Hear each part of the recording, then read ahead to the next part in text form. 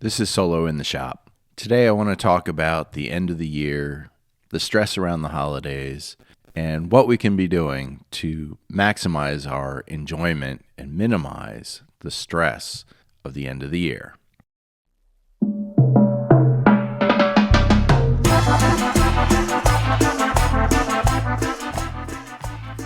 Whether you are a hobbyist, weekend warrior, making commissions for friends and family, or already a full-time maker, if you are solo in your shop, this is the show for you.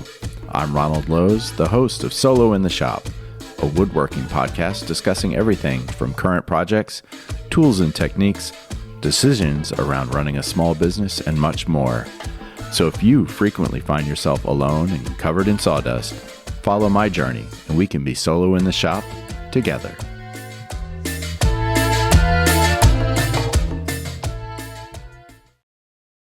Hello, everyone. I am busy in the shop, and the things that are going on really highlight today's topic.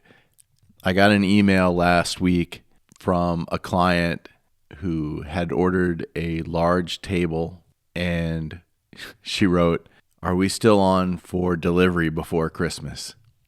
And that was an oh crap moment for me.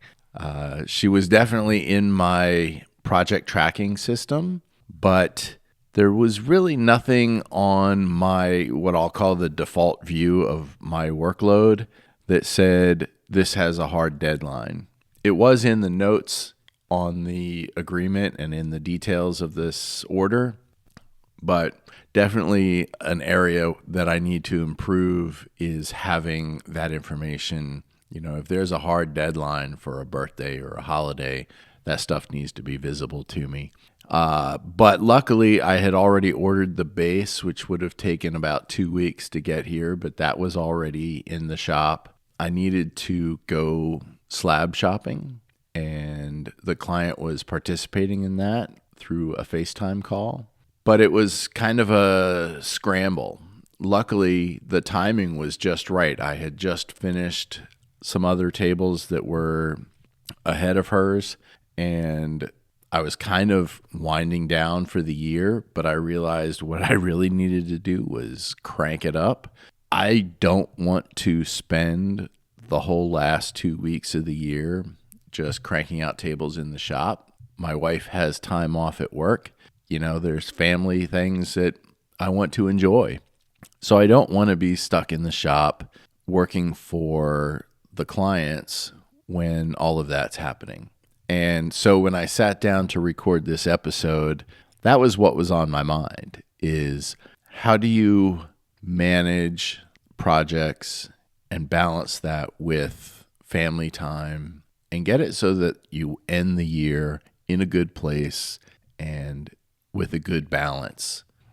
So I had a few thoughts about this, and just starting from kind of the deadlines and customer expectations, there's obviously a lot of pressure. If you've committed to finishing something before Christmas or before the holidays, that has to happen, and having a way to prioritize is key. You know, you need some kind of project tracking that includes those kind of deadlines and making those deadlines visible. That's something that I'll be doing over the next 2 or 3 weeks, is improving my system so that those kind of deadlines are more obvious. Another important aspect is to be realistic with how much time you think each project is going to take. If you're making small items, maybe that's not a big deal. But when I have a surprise, you need to create a 9-foot long dining table in a week. That can be challenging. Luckily, that's going to happen, but you know, being realistic with how long you think things are going to take. And maybe that's something that should also be visible in your project tracking, is kind of an initial estimate of the size of the job.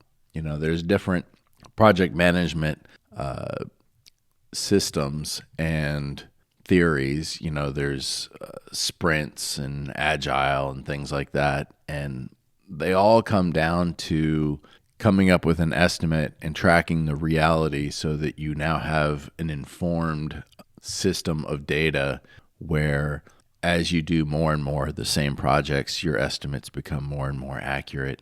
You know how your shop is, you know what your obligations are.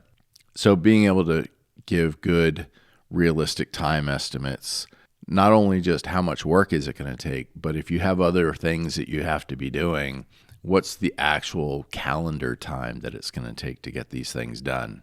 And then communicating all of that clearly with the customer. It's also important to know when to say no.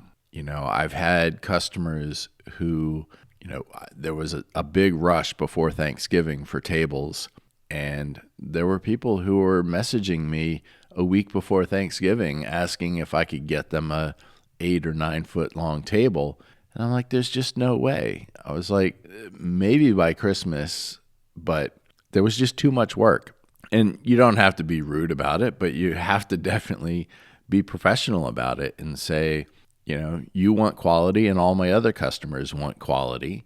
So it's not realistic that I can meet your expectations and mine in the time frame that you're describing. So unless the time frame can change, there's really no way for me to provide what you're looking for. And that's just the nature of building things yourself. So obviously you've got a certain amount of workload going on in the shop, and there are commitments with family and friends that need to also be considered. And splitting that time between getting your business ready for the end of the year and getting your personal life ready for the end of the year can be a challenge. I think one of the first things that is important is to kind of set boundaries, designate certain times for being in the shop and stick to that. I have recently taken on part-time help. They're here 3 days a week in the afternoon, and that's kind of been a nice thing because it sets a firm, I have to be in the office, in the shop until my help has left. And I try to leave at the same time he does. So if he's here from 3 to 5, then my shop day is going to end at 5 o'clock. Getting absorbed in the shop and neglecting family time is a really bad habit. And I think it's important to set these hours and stick to that. And then don't just keep that to yourself. Share what your expectation is for shop time and out of the shop time with the people in your life that matter. They will undoubtedly understand if you say, listen, I've got 2 obligations that I've got to fulfill before Christmas, and it's going to mean a couple long days between now and then, but communicate, work that out. Don't keep it to yourself. Don't make it be a surprise. Don't let them wonder what's going on. Communication clears the air. If possible, get your family involved. I love when my wife is up here and she's like, if you need my help, let me know. And she comes out in the shop and she'll help me shuffle things around. She can sand, there's a ton of things that she can do. And we're in the shop doing stuff together. I love it. So if there's a way to involve people, use that resource and call it quality time. It's involving them in something you love, and maybe it's not their passion, but I think they'll appreciate that you love it and they'll love doing it with you. And then, as you're working on these commitments in the shop, keep communicating. Let people know it's going great or I had a setback. This is what's coming next, and bounce ideas off them. Say, I'm not sure how I'm going to tackle this logistical issue. I'm thinking about this table I have to deliver before Christmas, and it's going up to Maine. It's going to be quite a drive, and this table is going to be 300 pounds. So I need to start thinking already about getting some lifting help to help deliver this table so that I'm not driving this table up there and then wondering how in the world am I going to get this up 3 steps and into the room and onto the base and all of that. Discussing that with family and saying, here are some challenges. What are my options? Do I have people that want to drive up with me and help? Or am I hiring, some moving help to come move that table from the truck to the house? Those are all great ways to communicate. Now, all of this in the shop and outside the shop, that can create a lot of stress. And it's important to manage that stress. Nobody wants your shop time or your personal time to become unpleasant. This is just an amazing time of year. And if you get stressed out, if you are upset, if you're worried, if you're not sleeping, nobody wants to end the year this way. So it's important that you're taking breaks between tasks, that you have some kind of ritual or routine at the end of the day that kind of flushes away and says, okay, the shop time is done, whether it's watching TV, reading a book, going for a walk, getting some exercise, hopefully not overindulging in alcohol to deal with what's going on, but have a healthy relaxation routine to kind of let that stress go at the end of each day. I think it's important to keep your workshop clean.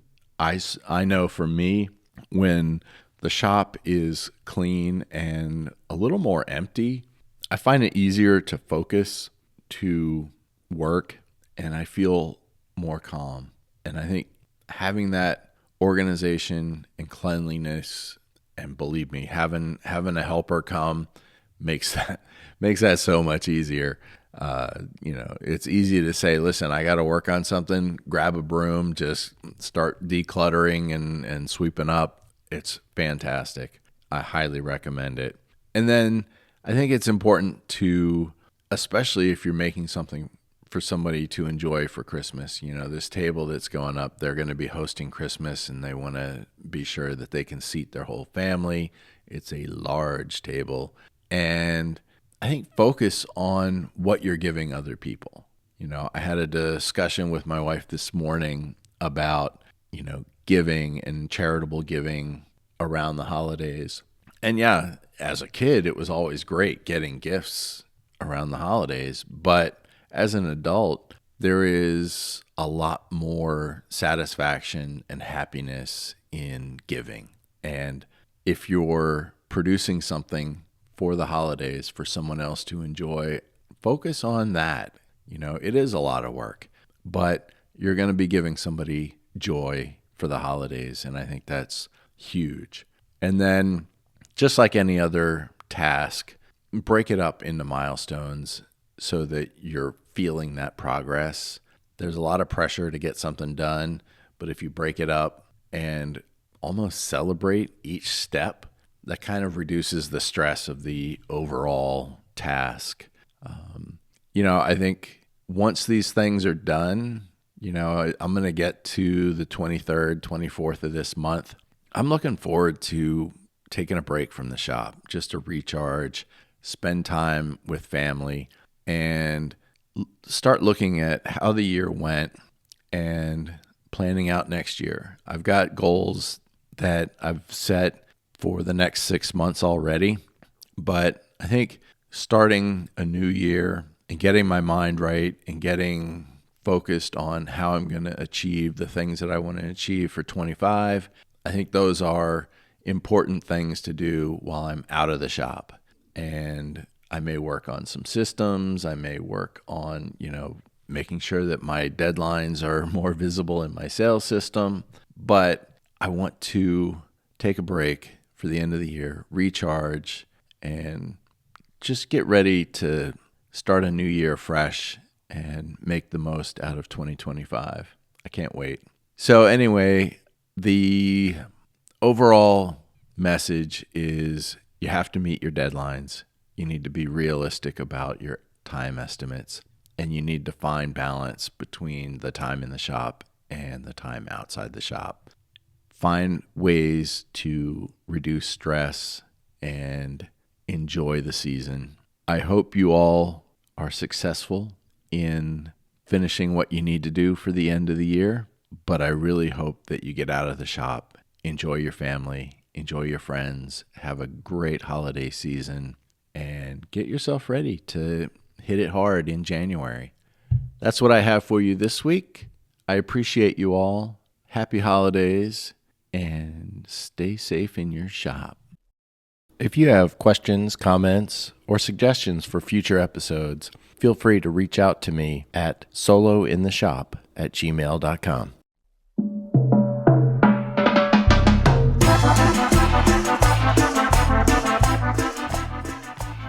Thank you for listening to today's episode. If you got value from it and would like to help the show grow, I'd appreciate a review wherever you listen. Be sure to check the show notes for links to my socials or any extra stuff we discussed today. Until next time, stay safe in your shop, and we'll talk again soon.